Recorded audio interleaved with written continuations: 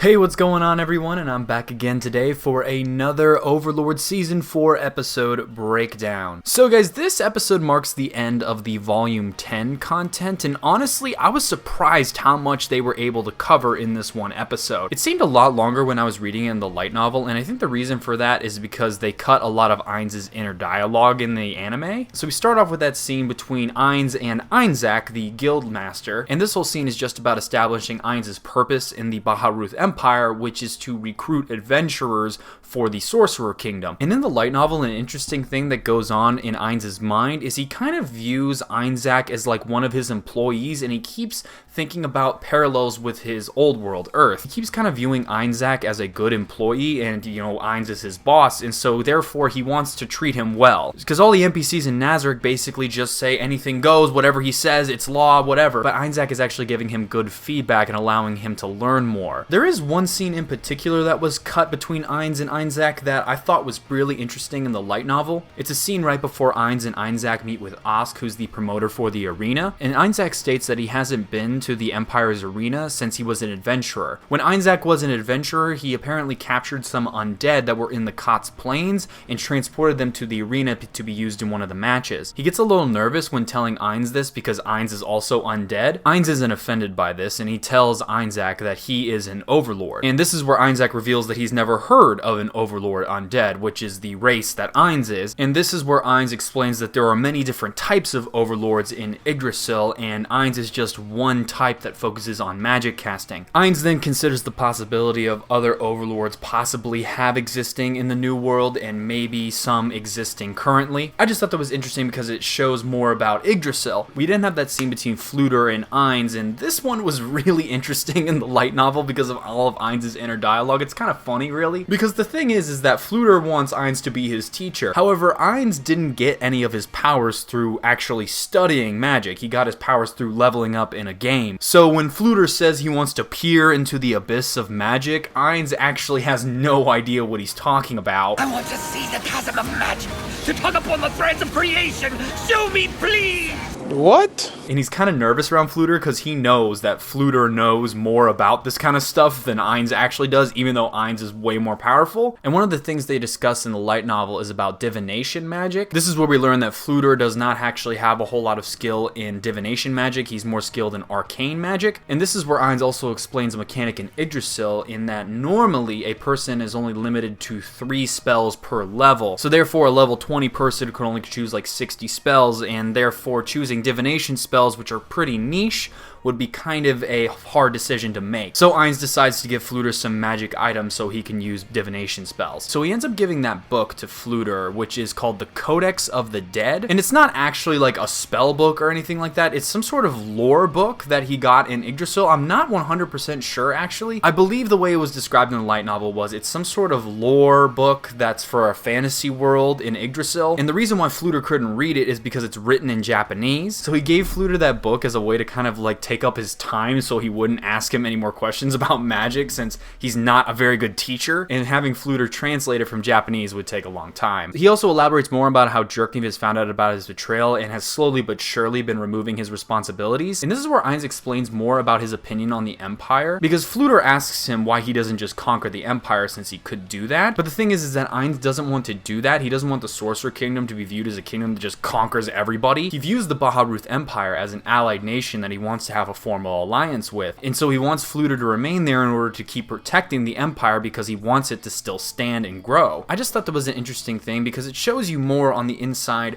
of Ainz and how his thinking is so different from the NPCs, because while Ainz did roleplay as evil, because of his nature as an undead, he doesn't really get any enjoyment out of like tormenting humans. Demiurge, Albedo, Shoutir, they all enjoy and find it fun to torture people and like torment humans. They find that enjoyable. They're very evil people. Demiurge especially, he is sick. Like guys, like he's actually so freaking evil. But Ainz is more just apathetic. Doesn't believe in like just randomly killing humans for the fun of it. He doesn't think like that at all. But he doesn't view them as anything special either. Like I said, he's just completely apathetic, devoid of emotion, which allows him to make completely logical decisions like that and not have any bias towards humans. So moving on to that scene with Osk, the arena promoter promoter. So I was wondering if they were going to put this scene in, but they did, and it was the scene where Ainz finds the sword with runes on it. And runes are kind of a weird thing that's going on in the New World. Now, the next volume, which we're probably going to start in the next episode,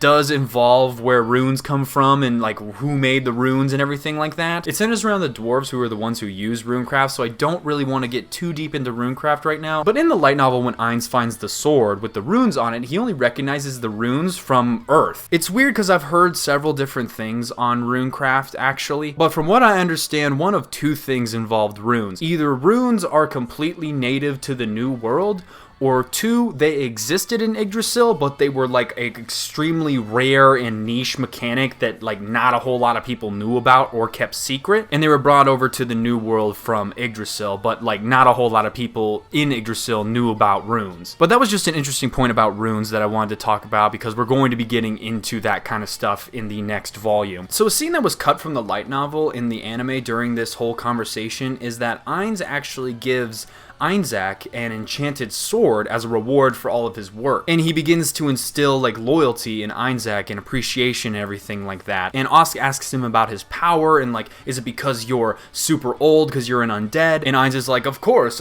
I'm super old, even though Osk and Ainzak are both older than him. Absolutely ancient. And how old is he? He's 37. Man, you, anime. But like Ainz basically views his whole thing as I'm role-playing as the Sorcerer King. This is like the backstory of the Sorcerer King. I also feel like I should elaborate on one thing that was said during this conversation, and that's Ainz's use of Iushab Nigurath, the super tier spell that he used at the Kotz Plains. Prior to this conversation, Ainz was thinking about how he should explain his use of that spell, and he was also worried about the fact that someone exists in this world who could also cast it, and there's the possibility that someone could cast it on like the Empire and then blame Ainz for doing that because everyone saw him use that spell. So basically he viewed this conversation as an opportunity to come up with the excuse that he can only use that spell once every 10 years. So if someone does use it on one of his friends in the future, he could have that as an excuse as to how it's not him. And there's also the Headhunter Rabbit, who was that rabbit maid assistant that was with Osk. And Headhunter Rabbit is actually a mercenary from a country east of the city-state alliance that Osk has hired.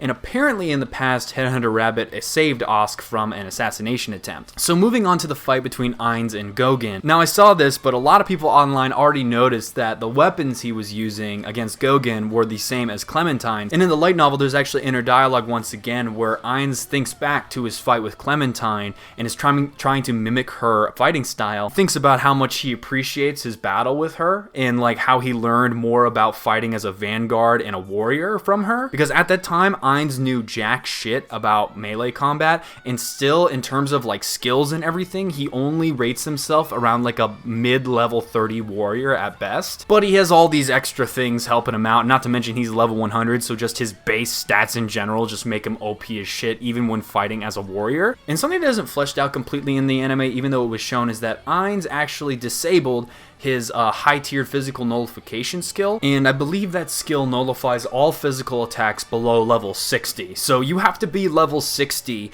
to even damage Ainz with a physical attack when that skill is active. But to make the fight more interesting, he disabled that skill, so he would take damage from these attacks. When he was hit by Gogan, that he was feeling it, like he actually felt damage, but because he's an undead and everything about him is suppressed by the system, all of his emotions and feelings and stuff, he doesn't really feel pain. It's like almost instantly nullified. And I feel like I should elaborate a little bit on what Ainz did to affect Gogan's like status so much. So something that he was using kind of on and off during this fight was a skill called Despair Aura. And Despair Aura actually has 5 different effects based on the level that they're used by Ainz. The one Ainz was using a lot in this fight was Despair Aura level 1, which causes fear status. Fear status results in a penalty to all actions. This also reduces the stats of its victims as well. And just since I mentioned it, going up, I believe level 2 causes panic, which is a more intense version of fear. Level 3 causes confusion. Level 4 causes insanity, which I believe is a permanent version of confusion that can only be removed by magic. And level 5 causes instant death, and that's what he used on the war troll Goo in season 3, and he killed just everything standing in the vicinity. And like that's what he was doing when he rushed him with the stilettos,